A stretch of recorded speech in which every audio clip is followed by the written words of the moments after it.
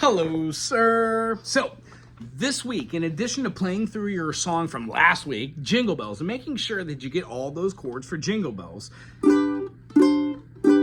that's a hard transition, G to D7. So what I'd love for you to do when you're working on your new song for this week, when we're going through the process of playing these new tunes, what you need to do is learn the chords that are in the song, but then also practice those chords. So here's what a C major to an A minor looks like. When I play it with one finger, there's a lot of movement with just that one finger. But if I play with two fingers, I can hop back between the two.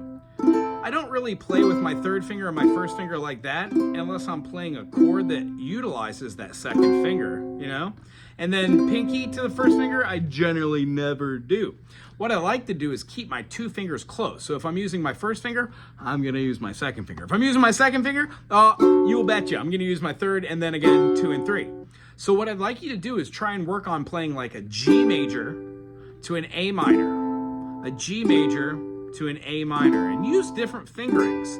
Tell me which fingerings you like to play the same chords you know, and then maybe switch it up from like a G major to a D7. Since you now know how to play two different versions of that D7, that brings us to another term.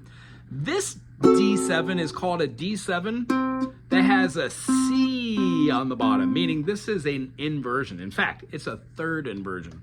We'll get into this later, but our takeaway is when we play this, the note that we have is going to be the D. So this D7 is in root position, meaning the lowest note of the triad is the D. With the other one, the lowest note is not the D, it's the C.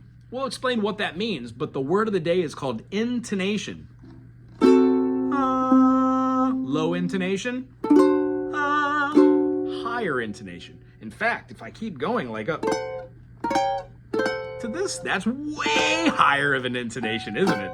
It's super high. So our word of the day is called intonation. Our thought for the week is we're gonna play a chord like an F major and then go to like a C major.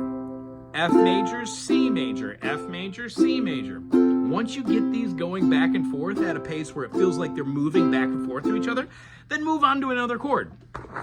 The reason why I show you key signatures is so you know that there are 7 notes in a scale, and that when we use not the 1, 2, 3, but the 1, 3, and then 5, we get triads. So if you play your new D7 to an E minor, D7 to an E minor, or D7 to an E minor, every time you do that and practice that, you just get more efficient in playing those two chords back to back. Well, the idea is you want to play F to G, F to A minor, F to C, F to D minor, F to G7. You want to play them all. And this comes with time and practicing the practice of practicing. That's what I teach.